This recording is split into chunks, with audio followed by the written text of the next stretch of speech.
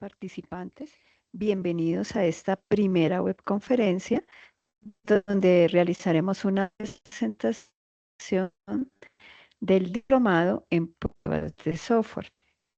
Mi nombre es María Patricia Mortegui Vargas, soy la directora del diplomado que los estará acompañando durante este periodo académico.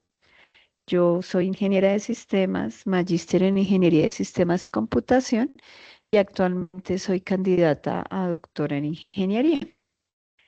El nombre de este curso que vamos a desarrollar, pues es la opción de grado de cada uno de ustedes. Es el diplomado de profundización en pruebas de software. El código de nuestro diplomado es 204047 y este corresponde a 10 créditos académicos, 5 resultados de aprendizaje y es un diplomado que pertenece a la tecnología en desarrollo de software. Bueno. Pues el diplomado es la opción de grado que tienen ustedes en este momento como requisito para cumplir con una opción de grado precisamente y poderse graduar como tecnólogos en desarrollo de software. Y pues por el nombre ustedes ya pueden deducir que vamos a estar trabajando un poco en detalle toda la parte de pruebas de software. Por lo tanto, pues lo primero que vamos a ver es nuestro propósito de formación. Ese propósito de formación lo que nos indica es que nosotros pues veamos qué es lo que se espera de cada uno de ustedes como participantes del diplomado. En este caso, el propósito es que cada uno de ustedes construya pruebas de software mediante la aplicación de técnicas, metodologías y herramientas de testeo durante el ciclo de vida del desarrollo de software para la gestión de calidad. Aquí de manera teórica vamos a ver, pues digamos, cómo se articulan las pruebas de software, pero en operatividad, en el desarrollo del diplomado, vamos a estar trabajando con sitios pues ya construidos. Los resultados de aprendizaje, lo que se espera, pues que cada uno de ustedes a medida que va avanzando en las temáticas del diplomado vaya adquiriendo. Entonces tenemos un primer resultado asociado a comprender la importancia de las pruebas de software. ¿Esto a través de qué? Del diseño de pruebas de humo con el fin de hacer una evaluación inicial de la calidad de un producto de software, que es algo en lo que ya estamos trabajando y que retomaremos en un momento. El segundo es el diseñar el plan de pruebas de software. Pues ese plan de pruebas de software nos indica que las pruebas tienen que ser planeadas y eso es de acuerdo a qué? A requisitos, riesgos, recursos y objetivos de la organización. Cuando ya tenemos como en la planeación de pruebas, nuestro tercer resultado de aprendizaje se asociará a diseñar pruebas de software de manera estructurada. Pues estos diseños de pruebas de software tienen que ser de acuerdo al plan de pruebas establecido y a las buenas prácticas de aseguramiento de la calidad. Y el resultado de aprendizaje 4 es ejecutar pruebas de software para evaluar la calidad del producto de software e identificar acciones de mejora. El resultado de aprendizaje 5 pues ya tiene que ver con la medición de cómo nos fueron esas pruebas de software. Entonces, eso se llaman métricas de pruebas de software. Entonces, vamos a aplicar métricas para medir la efectividad del plan de pruebas y apoyar el aseguramiento de la calidad del producto. Vamos a estar trabajando en el curso con 6 actividades. Ya estamos empezando con la primera actividad y las siguientes actividades las vamos a trabajar una parte de manera individual y pues digamos lo más fuerte del diplomado de manera colaborativa. Cada una de esas pues ya tienen las guías que ustedes ya saben que entramos al campus y las descargamos y allí nos cuentan qué es lo que debemos hacer. Cada guía pues a la vez tiene asociada una rúbrica, ¿no? Cómo nos van a evaluar, que eso es importante verlo pues para saber qué puntaje obtengo. Y es importante que revisen la agenda del curso para ver las fechas de entrega. Bueno, entonces, para llegar a este tema de calidad de software, previamente les comento que lo que vamos a hacer en el diplomado y lo que venimos trabajando es algo de evaluación de diferentes sitios que se les proponen a ustedes. Algunos son, por ejemplo, sitios que son de software en la nube, otros son, por ejemplo, sitios que son un poco más académicos, otros, por ejemplo, para búsqueda de empleo, etcétera. La idea es coger uno de esos sitios porque nosotros vamos a hacer pruebas sobre la funcionalidad, más no sobre el código fuente, no tendríamos acceso, pero lo importante es que el sitio que vamos a probar todos lo podamos, digamos, de alguna manera acceder. Por eso se les sugiere algunos sitios y de allí pues ya la idea sería que de manera colaborativa en el grupo todos hagamos la planeación a partir de la actividad 2, el diseño de pruebas de software, la ejecución de las pruebas de software y las métricas. Es una recomendación que siempre les hago a lo largo de las diferentes actividades. Es más fácil que ustedes se articulen y trabajen colaborativamente, muchachos, sobre todo por la parte final del diplomado, que tienen una parte de sustentación y una parte de publicación a biblioteca. A veces, pues digamos, uno no es tan bueno aplicando normas APA, otro compañero sí, de pronto yo soy bueno con todo lo de normas APA, cuadrar márgenes, tablas y demás, pero no soy tan bueno en mi expresión verbal para, digamos, exponerle un jurado y mi compañero sí, pero él no es tan bueno y no tiene la paciencia de normas APA. Entonces la idea es sumar esfuerzos entre todos para poder cumplir con lo que se nos pide en el diplomado y pues llegar exitosamente al final del diplomado y estarnos graduando en agosto. ¿Listo? Entonces, recomendación, se les da la oportunidad de trabajar de manera colaborativa, aprovechen esta oportunidad. Para llegar a todo este tema de las pruebas de software, tenemos que hablar de la calidad de software, quality, software quality, que pues de pronto hemos escuchado por ahí. Respecto a esto, pues tenemos que hacer un poco de historia, ¿listo? Entonces, pues, digamos, revisando la historia del software y demás, por allá se nos cuenta que en los años 60 y 70, cuando estábamos hablando de las máquinas, aquellas gran mainframes que ocupaban todo un cuarto de cómputo y demás, entonces lo importante en ese momento era el desarrollo como tal del hardware que había en las máquinas y se estaba programando también de una manera de programación diferente a como lo estamos haciendo hoy en día. Entonces, ese programador era el mismo que se encargaba de hacer pruebas, ¿listo? Pero entonces, como tal, digamos, como se estaba orientando los esfuerzos como tal a toda la parte del desarrollo de hardware, más no a lo de software, entonces hubo una crisis del software. Entonces hubo sobrecostos en los proyectos, algunos proyectos no terminaban, otros proyectos pues consumían mucho más tiempo y demás, entonces pues eso evidenció que había como, digamos, una disciplina que estaba surgiendo, pero no era muy clara.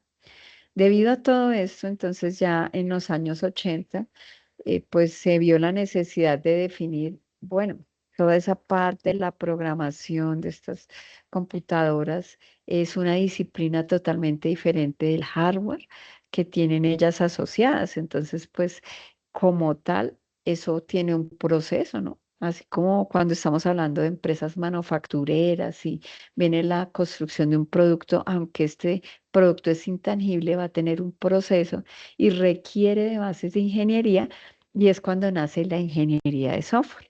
Entonces es como tal cuando nace la disciplina, ella dice, bueno, entonces se va a orientar las bases de la ingeniería para esta construcción de software.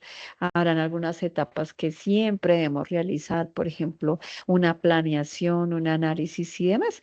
Entonces empieza a utilizarse este término de ingeniería de software como tal. Es una ingeniería, pues digamos, relativamente joven respecto a otras ingenierías que llevan mucho más tiempo, por ejemplo, como la ingeniería civil.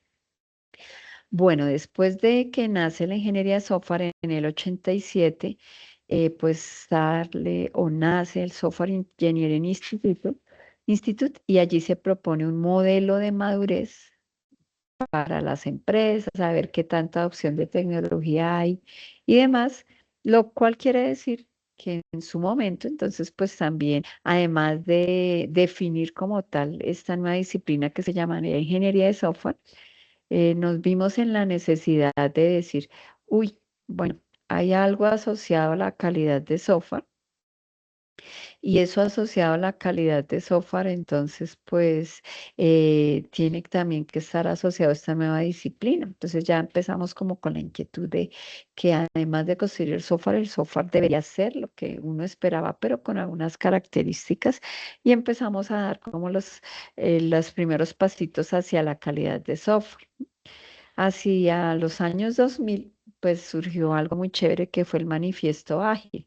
¿Por qué? Porque antes de esto, pues primero acá era el mismo programador, aquí tratamos de definir como unas tareas propias del desarrollo de software y en los años 2000 nos dimos cuenta que esas tareas se requerían, pero a veces, digamos, eran un poco lentas en cuanto a su ejecución respecto a la velocidad con la que el usuario final esperaba ese producto de software, ¿no? Entonces, ¿qué pasaba allí? De pronto entonces nosotros decíamos, no, hasta que no hagamos todo el análisis, no podemos hacer todo el diseño, hasta que no hagamos todo el diseño, no podemos hacer la codificación y finalmente las pruebas. Entonces, si por razones que son, digamos, muy presentes en los procesos de desarrollo de software, que de pronto el análisis por algún motivo se detiene, el desarrollo así, se iban acumulando pues tiempos y finalmente el cronograma se descuadraba y por ejemplo los de pruebas quedaban súper descuadrados en sus tiempos de cronograma y entonces debido a todas estas inquietudes y a que al usuario, por ejemplo, se le preguntaba al principio del proyecto, ¿qué es lo que usted desea? Y luego al final volvíamos como con una caja mágica. Esto es lo que le construimos. Surgió el manifiesto ágil, que era una manera de trabajar hombro a hombro, por decirlo así, con nuestro usuario final y que pudiéramos hacer entregas más frecuentes y que sobre todo pudiéramos incluir el cambio en el software que pasa. Entonces, si hay surgió un cambio por normatividad o porque ya analizando mejor lo que nosotros vamos a construir, nos damos cuenta que hay que modificar algo, pues poder incluir estos cambios y afectar lo menos posible el cronograma y las actividades a desarrollar. Entonces, con el manifiesto ágil también empezamos a hablar de algo que son las pruebas continuas. Como ya no estamos haciendo estos mega bloques de código y estas etapas de meses de codificación, sino estamos hablando de entregas más frecuentes de código de acuerdo a lo que se definía en el agilismo. Entonces las pruebas iban a estar de manera más continua. Recibo un producto, lo pruebo, cuando ya entrego las pruebas, ya desarrollo, acabó otra partecita del producto y así lo voy haciendo. Ya hacia el año 2010, pues con todo esto de DevOps y demás, ya empezamos a hablar como de automatización de las pruebas. Ustedes saben que en DevOps, por ejemplo, uno de sus principios fundamentales es que toda tarea que sea repetitiva la debemos automatizar. Y de allí vino una tendencia que era pues la parte de automatización de pruebas. Algunos la adoptaron. Entonces la automatización de pruebas es que finalmente con el apoyo de software la prueba vaya corriendo exitosamente, pero pues no siempre se podía automatizar las pruebas y eso es algo que veremos cuando lleguemos a esa sección de automatización de pruebas. Pero pues entonces aquí siempre veníamos como con las pruebas que hacía un analista de pruebas de manera manual. Y en el 2010 ya estamos hablando de herramientas que nos van a apoyar esa automatización de pruebas. Ya pues actualmente tenemos todo el boom de la inteligencia artificial que ha sido pues algo muy reciente en el desarrollo de software, tal vez en los 2 últimos años, el año pasado con mucha más fuerza y demás, que es algo también que ya llegó para quedarse y es cómo nosotros integramos inteligencia artificial como apoyo a las pruebas. De pronto vamos a encontrar algunas partes automatizadas, otras cosas que ustedes como analistas de pruebas deban realizar, pero entonces allí es, ¿para qué me servirá la inteligencia artificial? De pronto, para el diseño de pruebas, para poder predecir cuáles son los errores más frecuentes en la aplicación para poder establecer mediciones de métricas y demás. Esto depende del proyecto, pero el uso de inteligencia artificial, por ejemplo, también en la creación de script de pruebas, si estamos verificando datos de una base de datos, por ejemplo, relacional en SQL y demás, todo eso nos apoya. Entonces, pues aquí ya estamos viendo el uso de la inteligencia artificial como apoyo de pruebas. Fíjense cómo hemos recorrido un camino muy interesante desde que empezamos en los años 60 y 70, cuando la prioridad era trabajar como tal en el hardware de la máquina y poder de alguna manera construir un software que permitiera unas operaciones básicas a lo que estamos hoy en día trabajando, que es el uso de inteligencia artificial como apoyo de pruebas.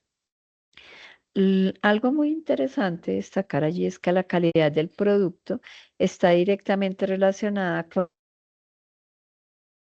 la calidad del proceso usado. ¿Sí? Entonces, ¿esto por qué? Pues podemos pensar que el software tiene una calidad de producto como tal. Se esperaría que el software sirve a quien lo adquiere, ¿no? Entonces, que cumpla eso para lo cual fue creado de cara a los usuarios del software, ¿no? También que pues haga las tareas que se definieron en los requisitos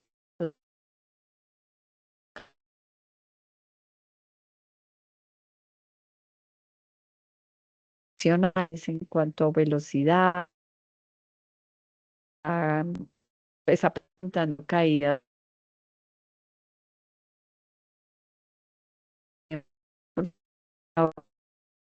tareas para lo que fue, pero digamos, de una manera,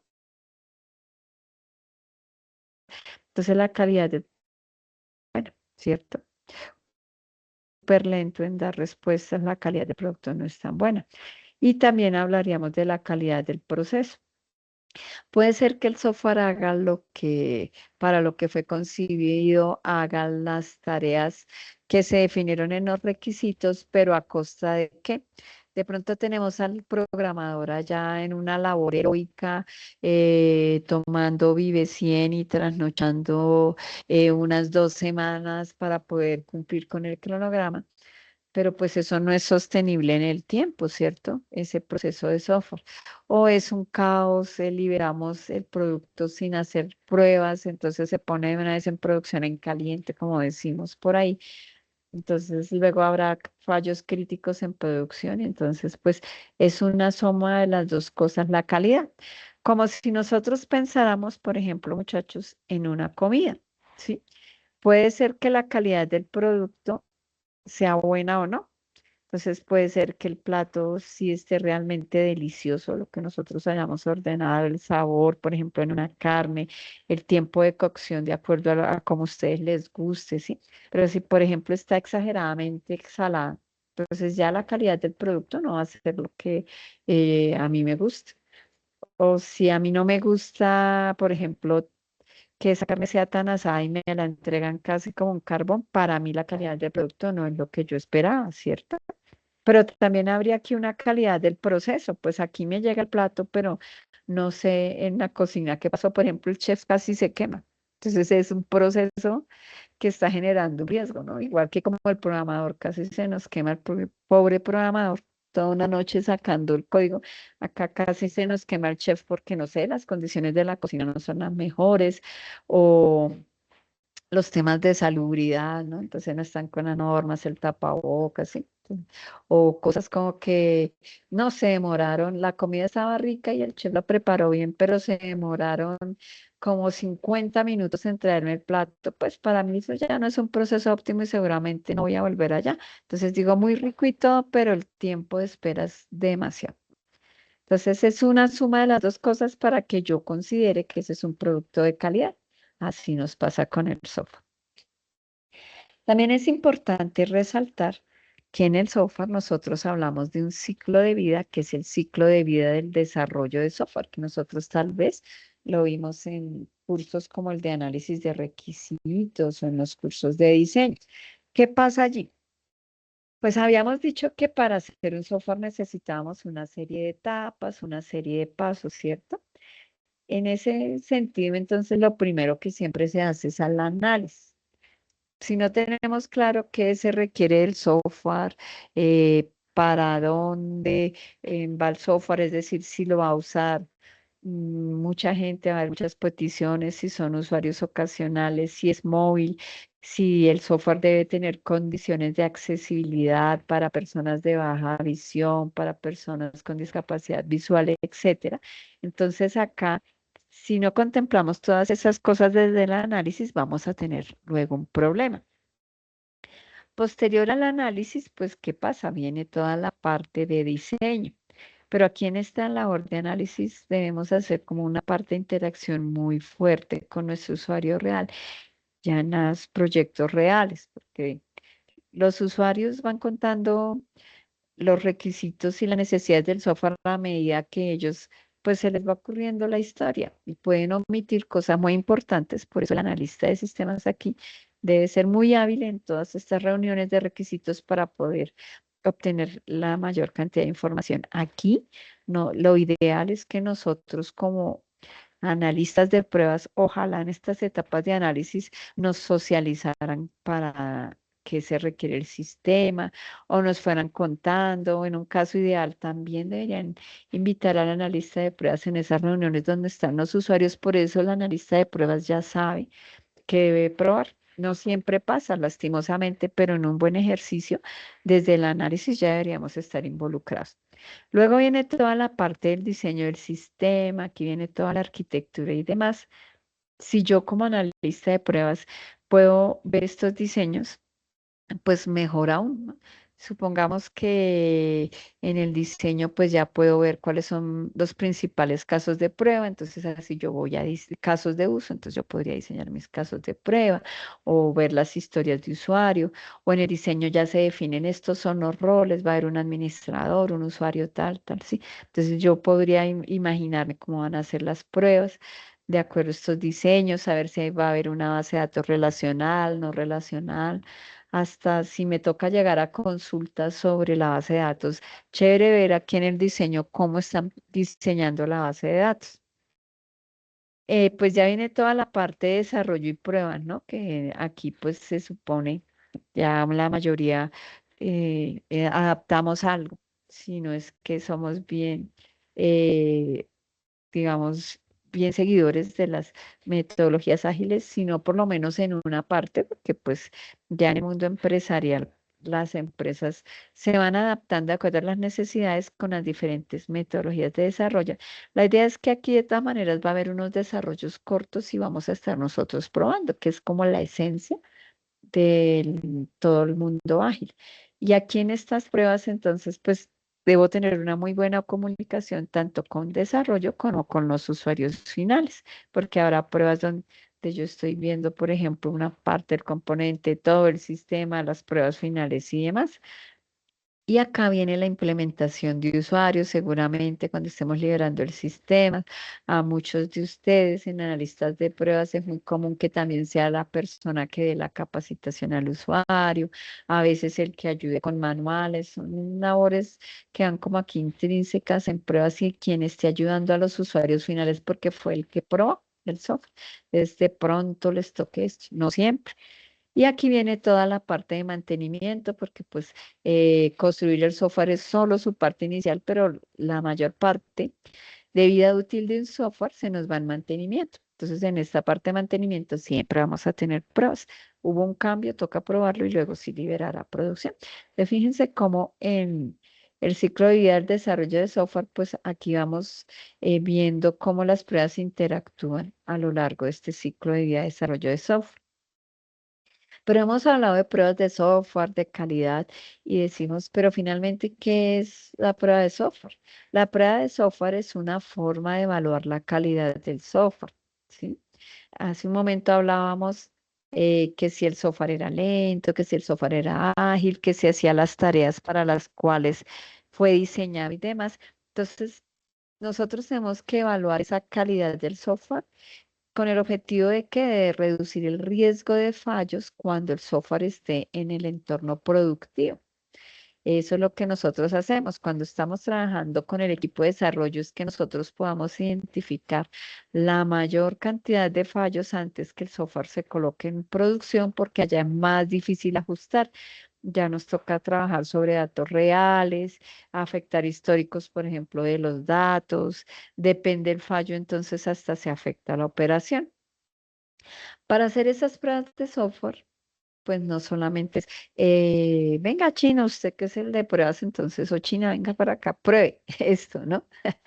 Es también colocar, por ejemplo, un plan de pruebas de software, un plan de trabajo, donde nosotros muy juiciositos tenemos que sentarnos a pensar, bueno, ¿qué es lo que vamos a probar? ¿Cuánto tiempo? ¿Cuántos analistas? ¿Cuántos recursos hay, mejor dicho? ¿Qué recursos físicos además requieren? ¿Necesitamos alguna licencia de software adicional? ¿Necesito configuración de un ambiente? Por ejemplo, configuración, no, que el servidor tiene montado por allá PHP, por ejemplo. Entonces, el servidor debe tener estas características, el servidor de pruebas. Entonces, ahí vamos con un plan de trabajo de pruebas. Cuando ya hemos hecho esa planeación, luego venimos con el desarrollo del plan de trabajo, entonces allí vamos a diseñar las pruebas, vamos a ejecutarlas, a ver cómo nos va y analizaremos los resultados para saber si ese software se puede liberar o ese componente a producción o no. Dependiendo del tamaño del software, puede ser que esto sea muy largo o si es un ajuste puntual de software, puede ser algo muy pequeñito, ¿no? Tanto las pruebas que yo haga como el análisis de resultados. Y siempre le estaremos presentando los resultados a alguien. ¿A quién será ese alguien? Ese alguien puede ser nuestro líder de pruebas, porque a veces los personajes de pruebas o todos los de pruebas tenemos aquí nuestro líder de pruebas, uno que coordina. O puede ser un líder técnico, puede ser un líder que coordine tanto desarrollo como pruebas, o puede ser el gerente de tecnología, si digamos la empresa de desarrollo no es tan grande, depende. Pero siempre estaremos presentando resultados a alguien. Puede ser que incluso nuestros resultados vayan al usuario final para poderle justificar por qué aún no podemos instalar el producto y necesitamos una prórroga en el tiempo. Entonces, pues todas estas pruebas de software requieren desde una planeación hasta una presentación de resultados. Como estábamos diciendo que las pruebas son una forma de verificar la calidad, pues digamos hay dos tipos de pruebas. Entonces vamos a hablar de pruebas dinámicas y pruebas estáticas. Las pruebas dinámicas son las pruebas que yo hago cuando el software está en ejecución. Por ejemplo, entro a sí, a mi aplicación, a mi app y verifico desde mi celular, hago unas pruebas y demás. Eso es una prueba dinámica. Estoy ejecutando el software y estoy viendo cómo se comporta. Entro al sitio web, entonces hago algunas operaciones.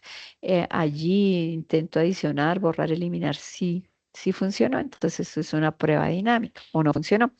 También hablo de pruebas estáticas. Las pruebas estáticas son aquellas donde yo estoy revisando documentación y que me sirven de base para diseñar y construir mis pruebas. ¿Cuáles son? Por ejemplo, cuando yo reviso requisitos, cuando reviso código fuente, si es que llego hasta esas instancias. Por ejemplo, cuando se revisa código fuente, cuando estoy revisando cosas de bases de datos, procedimientos almacenados, funciones, es probable, más que en las aplicaciones como tal de clases y demás. Historias de usuario. Toda esa documentación me sirve de base para yo ir diseñando mis pruebas y esas serían como pruebas estáticas. Poder ir diseñando en base a esto. Y pues como el objetivo de la calidad es reducir los fallos, pues a veces nosotros de manera, digamos, indistinta, hablamos de error, defecto y fallo, pero ya siendo un poquito más rigurosos, en el mundo de las pruebas de software, estos tres términos son diferentes. Una cosa es un error, una cosa es un defecto y una cosa es un fallo. ¿Cuándo hay un error? Un error sucede cuando el programador comete una equivocación. ¿Cuándo puede ser, por ejemplo, esto? Yo no entiendo muy bien los requisitos, digamos, lo que me dijeron, lo que el usuario dijo, por ejemplo, en el cálculo de un impuesto, de una fórmula, conceptualmente ya desde los requisitos lo tengo mal, entonces ya hay un error, una equivocación mía. ¿M?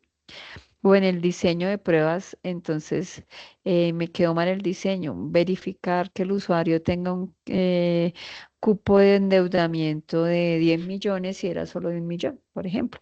Entonces aquí ya hay un error que es del programador, porque pues nosotros podemos equivocarnos como programadores, podemos no entender la dinámica del negocio, los requisitos pueden ser ambiguos. ¿O qué más le puede pasar al programador? Al programador también le puede pasar que finalmente, por ejemplo, no sé, un día que uno esté enfermo con una gripa súper tenaz y entonces, ¿qué pasa? Ese día se equivoca programando o lo distraen, vienen y lo interrumpen, le cuentan algún cuento por ahí de la oficina, quedó un error. Cuando ese error, lo que yo les digo, por ejemplo, el valor del crédito, del cupo de endeudamiento, lo dejé en el código como tal, ya estoy hablando de un defecto, de un bug, está ahí, ahí como tal en el código quedó mal codificado esa instrucción, esa sentencia. Puede que se lleve a cabo o puede que no. Por ejemplo, entonces con el cupo de endeudamiento, si solo era 1 millón y yo coloqué 10 millones y llega alguien, por ejemplo, de 2 millones a solicitar y el sistema una vez le dice, no, su cupo de endeudamiento no es el que se requiere, entonces se va a manifestar ese fallo. El defecto siempre va a estar ahí. Puede que se manifieste y o genere un fallo, puede que nunca se manifieste, pero el defecto queda. Entonces venimos desde un error que es el de nosotros como humanos, como programadores, hasta el fallo que es cuando el sistema ya en producción genera la inconsistencia. Y pues todo esto para llegar a pruebas de humo. Hemos hecho un recorrido muy interesante sobre la calidad de software, sobre el ciclo de vida de desarrollo de software y dónde van las pruebas. Hemos hablado de pruebas estáticas, dinámicas. También hemos hablado sobre error, defecto y fallo. Y vamos a llegar a la primera actividad o el primer tipo de pruebas que vamos a trabajar, que son pruebas de humo. ¿Qué es una pruebita de humo? Una prueba de humo es una prueba rápida que yo hago sobre la aplicación con el objetivo de identificar si esa aplicación está mínimamente estable para poder continuar con las pruebas un poco más elaboradas y demás. Entonces, para los sitios que ustedes tienen allí, tienen que elaborar sus pruebas de humo. Entonces, supongamos, por ejemplo, acá, que yo voy a hacer pruebas de humo sobre la página de la UNAD. Entonces, lo mínimo que yo debería hacer es mirar que la página cargue, que si yo le doy, por ejemplo, la opción de matricúlate y quiero ver el calendario académico, pues esté allí y voy documentando todo eso, como se nos pide en la guía de actividades que si yo, por ejemplo, quiero mirar todos estos submenús aquí se desplieguen de manera exitosa, sin mayor complicación, que si, por ejemplo, por aquí donde dice te asesoramos, yo elijo, por ejemplo, un chat en línea, entonces que el chat cargue. Todas son pruebas rápidas. Por ejemplo, si yo me voy a enfocar en probar toda esta parte de contáctenos y le doy clic al chat o al WhatsApp y ni siquiera se despliega, entonces yo digo, no, no puedo continuar con la prueba de humo me dijo que definitivamente esa parte no está estable. O si ingreso a la página de la UNAD y no carga, entonces pues ya para qué planear pruebas un poco más complejas. Si tengo que probar toda la sección de matrículate y al darle a clic, y pues no sale por acá los links perdidos. Entonces ya en la prueba de humo yo podría identificar que eso pues no es consistente. Entonces lo que vamos a hacer es como una navegación básica en los sitios que seleccionemos. Cada uno va a decir, voy a trabajar sobre tal sitio, realizar la prueba de humo y contar a los compañeros del grupo colaborativo cómo nos fue. Entonces, en la prueba de humo puede ser que sí, que nos haya ido bien, el sitio es estable, identifiqué tal vez tal oportunidad de mejora. Uy, cuando hice la prueba de humo encontré tal error, pero igual considero que sí se puede realizar la prueba de humo o definitivamente no. Ese es, pues, digamos, como el primer acercamiento que vamos a dar sobre las pruebas de humo. Para eso, entonces, vamos a tener plazo hasta el 17 de febrero para que podamos realizar las pruebas de humo y las actividades que se nos piden allí.